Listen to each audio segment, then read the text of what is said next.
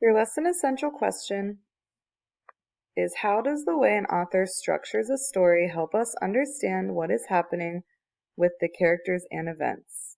So remember, this week we're focusing on story structure and we're looking at problem solution as the structures this week.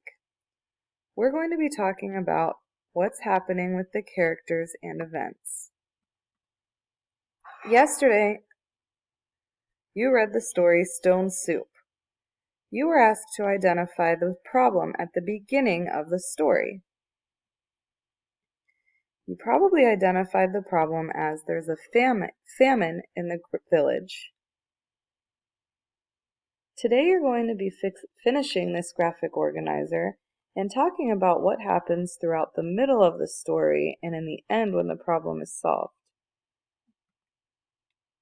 Remember, when you're filling in your graphic organizer, you want to look for the characters' thoughts, words, feelings, and actions that help lead us to a solution.